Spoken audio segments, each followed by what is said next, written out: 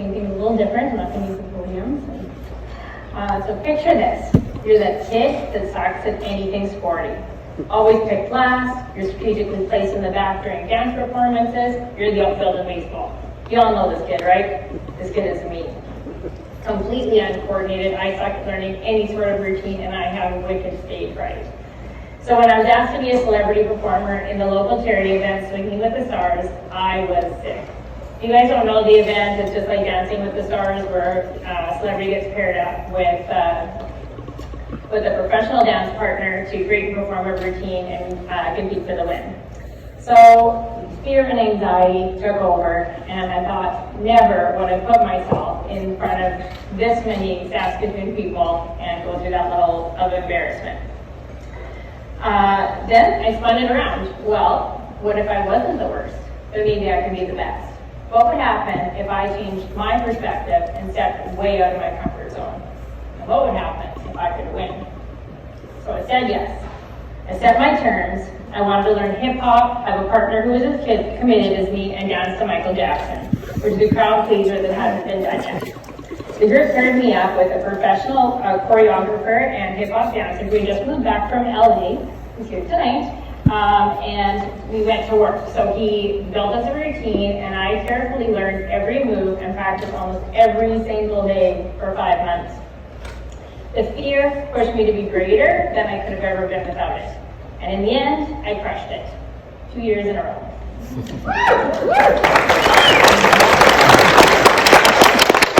I'm a yes man. You all know the Jim Carrey movie where he says yes to all sorts of opportunities and it opens all sorts of doors for him. That's me. Say yes as often as I can, do things that are hard. My feeling is that if you protect yourself from the lows, you actually end up missing a lot of the highs. So saying yes to speaking here tonight is way out of my comfort zone, but my feeling is that I might just help somebody else here to maybe step out a little bit on their own. Saying yes has also been supportive in my marriage. Maybe not in all the way that you're all thinking after I made that statement, but seriously, my husband and I have been together for 30 years now. Many things keep that relationship strong, but the one thing that I would say is most important for us is that we're always focused on growing as a couple as well as growing as individuals. For a time, I struggled to find myself outside of my career, so I would wait for my husband Carrie or my children to fulfill that for me. It really wasn't fair to anyone. So things changed when I took up soccer at the age of 35. I had never played. Remember that non-existent athlete in me? At the beginning, I remember as I was running down the pitch, one of my teammates yelled at me from the bench, "T, wipe that grin off of your face." And I was like, this is not a smile, this is my scared shitless face. But I learned that in that moment, this fear, this learning was just for me. That I was capable of having full control of the person that I wanted to become. And it's cool, because the independence of me embracing my own person brought Carrie and I together as a couple, and I now play on 3 soccer teams.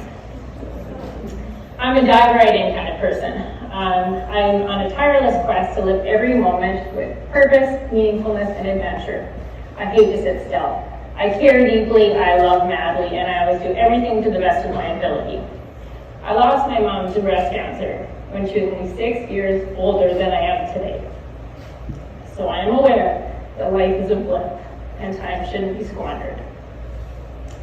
My great story is yet to be continued, but I've had some pretty cool moments along the way.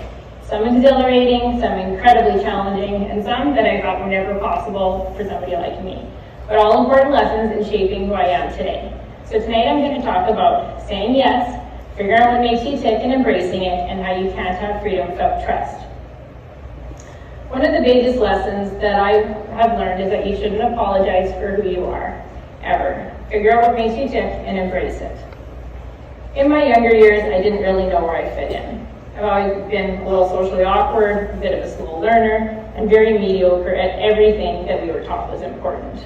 So being this perpetual C, maybe D student, struggling with ADHD and self-confidence led me to being bullied and brought me into a lot of sadness where I wasn't kind to myself or to my body.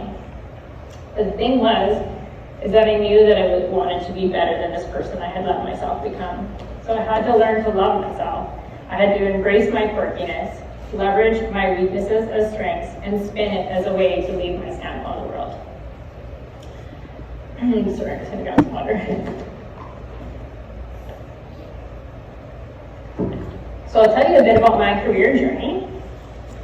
Growing up, I was driven and determined. Becoming an entrepreneur was pretty natural to me. And one aha moment in this journey stands out. My parents owned a commercial construction company and had bought a large power plant here on the river with a great vision of turning it into riverfront condos. As a family, we spent weekends cleaning copper, hauling garbage, and exploring all the nooks, crannies, and underground tunnels of this old plant. This day, my parents took me up to see their new show suite, and I walked up the steel staircase through the door and was blown away by what lay on the other side. Massive industrial windows overlooking the river, glass block wall inserts, and the place completely trimmed out in a pastel color scheme. I was blown away by what this looked like, and I just couldn't believe that something so incredibly beautiful could come out of something so old and broken. Years later, I had finished design college on the island and I was back in Saskatoon, where time was ticking by without my career start. I felt like I had all this knowledge, but I didn't really know where to start. Sorry, this is kind of falling off. So my parents offered to help. So at the age of 22, I opened my business and designed and built a set of modern Victorian homes in the university area. During the build, I learned everything that I could about the practicalities of construction. I worked with the architect, I managed the project, and studied every single product and helped with those installs. As a practical learner, I realized how important this hands-on knowledge was for me. And this was the piece of the puzzle that I had been missing. So from there, I was a sponge. I worked all of my industries so I could be the best that I could be for my yet-to-come clients. My next break was designing show homes for North Prairie. I had just had my daughter Ella, and I remember her rocking her with one foot in her car seat, showing John Williams samples in his office. She would scream bloody murder, and he was so kind and tell me not to worry. A couple of years later, Slade DeRogers hired me to completely design and renovate his house, and that one was for me. I was hooked. It's the before and afters gave me that thrill that I had been looking for, just like that power plant. And just like that, I found my groove as this new person, pouring myself into my career. I also realized that you need to know what fills your cup outside of work. So for me, besides design, I love fashion, I'm a total foodie, I love great wine and experiencing the world. I've been inspired by the architecture in Barcelona, tiered rice fields in Bali, and the craftsmanship in Mexico. I slept on the beach in Nice, that's why I saved all that money, toured Napa in a convertible, and learned to surf in Hawaii. And I've come to appreciate how these experiences contribute to my life. These passions fulfill me, so having the time and the ability to nurture them became a priority. At the time when we stopped working, the money stopped. So after Carrie and I read a book, which I'm sure many of you may know, it's called The 4-Hour Workweek by Tim Ferriss, we realized that we needed to make a change. So I converted my home-based design business into a firm offering interior design, styling, renovations with a retail storefront. And meanwhile, Carrie had the idea of opening a distillery and got to work as the bastard in the Lucky Bastard name. To be clear, we are not the lucky lottery winners in that story. So on the same day of January 2011, we both signed our leases, cracked a bottle of champagne, and toasted to the day that we either blew the wheels off or went totally broke. Still waiting for the outcome on that one. That's my business, Metric Design. My professional tagline is Queen Bee. I believe that everyone deserves to live their best life, and I get excited about that. So in every moment, I'm careful to create the perfect experience for myself and others. That's why I'm great at my job. I work because I love what I do. I love creating. I design on the way I feel a space. The textures, the light, the functionality, every detail incrementally as important as the next. I have witnessed how a carefully designed environment just changes people's well-being so drastically. And rightfully so. Did you know that a well-designed space increases productivity and joy by a whopping 33%? Imagine living in this harmony that every day just feels lighter, happier, and healthier. I love that. I'm forgetting to change slides already. Saskatoon has now gifted me with 23 years in business, where my team and I have designed and built up entire floors of office towers, completed countless additions and home renovations, designed an entire community, gifted our time to creating over-the-top charity events, have taken on countless awards, mentored young people, and have supported our community through strong relationships. Let's be honest though, my journey as an entrepreneur has been a roller coaster. Can we all agree that being an entrepreneur sucks a good chunk of the time? But you wouldn't trade it for anything, right? These accolades are awesome, but they're a result of persistence and grit. I wish I was a better leader. I wish I sought support sooner, and I wish that I had more business education before I started. But I'm also glad that I didn't know about the sleepless nights and the financial stress and the missteps and the hurt. So many times I felt defeated, but I couldn't give up. As a leader, I always shared the true story and empowered my team to be a part of that journey, so that in the tough times, we all got together and just figured out how to pull together and make it better tomorrow. So, to my fellow entrepreneurs, we're in this together. And to those of you that, and to those of you who work for an entrepreneur, go easy on them. We're just doing our best to balance it all and keep going. And the alternative is hiring us all as crappy, bull-headed employees. I aspire for one thing, freedom. But you can't have freedom without trust. I need to trust the people around me to support me no matter the consequences. Spring of 2020, things were very quiet at Metric. Then COVID. I was in Montreal with a couple of friends planning a retreat for entrepreneurs organization when lockdowns hit. Next thing I knew, I'm on a video call with my staff from my hotel room, closing our shop and laying everyone off. It was horrible.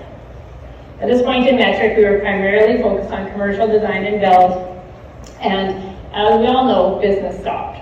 Every contract that I had, canceled. Everything halted, except we still had expenses and zero money coming in. Honestly, at that point I was really ready to raise the white flag, but keeping something going for my staff was important to me. So, since my lease was up within a year, I started to sell off my inventory. I negotiated with my landlord to fulfill my lease at a lesser rate, and I took on more debt than I've ever taken on in my company. It was sickening. As COVID stretched on, I was feeling the effects of a full-blown breakdown from emotional and physical exhaustion. I needed a break. So I said to my husband, all right, let's follow your dream for a while.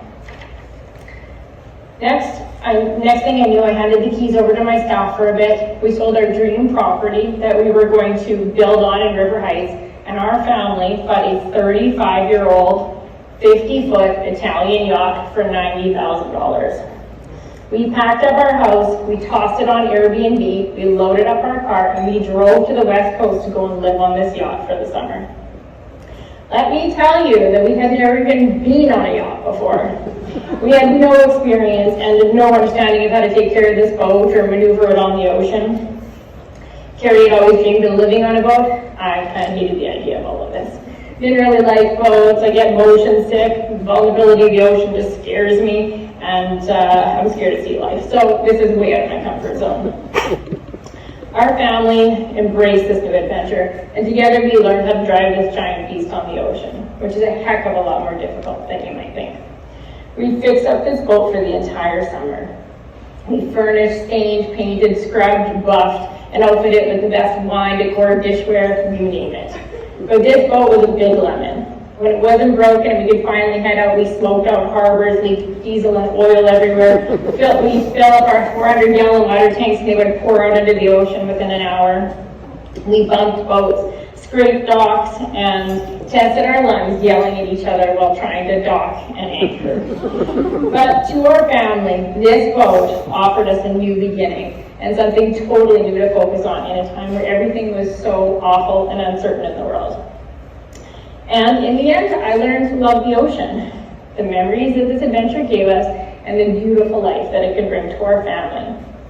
The next spring, May 2021, I was wrapping up my workday when Carrie phoned. He called me around this time to discuss dinner, but this time his voice was quiet and sad. He said, I have some really bad news. Victor sunk our yacht. He's okay, but the boat is gone. And just like that, it was over. Our dream, this life that our family had built together, we were devastated, swallowed by the ocean in one tiny moment. Many things happened after this, like we were ghosted by our skipper, the boat sank in a marine protected sanctuary, it was leaking all of its diesel and oil everywhere, and we were being harassed by the Coast Guard daily. There's 2 insurance companies, a faulty policy, 2 First Nations group, WCB, divers, and Parks Canada all involved. We had to hire a barge crane to pull it out, embarked on a secret mission to reclaim some items, paid to destroy it, and in the end, we're left with a bill of over $300,000. All extremely mind-blowing and exciting, but I don't have time to finish that story today. So here's what I learned from all of this. Getting back to how you can't have freedom without trust. I'm standing here today because of the people around me. This great life of success is a gift from my team, my community, family, and friends. I have asked for help and I have trusted in that outcome. So as I had already empowered my team to be self-sufficient, I knew that I could trust them to support me in the time that I needed to recover. And we had to trust our skipper because we didn't know how to do everything and we just couldn't be there all the time. So it doesn't mean that everything will turn out as we expect it, but I would never have those unreal adventures without trust. Secondly, the loss was traumatic, as it would be heartbreaking for any family. But my goal as a parent is to teach my children resiliency and appreciation. My feeling is that anything that you come across should be treated as a lesson and as an opportunity for growth. And this one was. We decided to trust that something better or worse may have been on the horizon. Thirdly, having no choice but to downsize was difficult, but it led me to right-sizing my business model, refocusing on residential, and buying a property rather than leasing. So our new Wall Street location is redesigned and tailored to us, giving us the ability to focus on the avenues of the business that are successful, like interior design and renovations. Lastly, I learned to trust the value of saying yes. Stepping beyond what is normal or comfortable led me to have one of the greatest experiences of my life. It brought our family together, and I was doing something that scared the heck out of me. And although I was overwhelmed with a ton of fear and anxiety around the sinking, I said yes to trying again, and we now have a new boat to let this adventure continue. So I'll leave you with this. When I come across difficult moments, I try to think to myself, if it were my last days and I look back at my life, what would I be proud of myself for? So tonight, I invite you to open yourself up to the unexpected and say yes. To recognize what brings you joy and embrace it, and to trust yourself and others to step up for you. Do that hard thing. Take the plunge, embrace the fear, and do a little more to live outside of your comfort zone. You won't regret the incredible adventure that lie ahead. Thank you.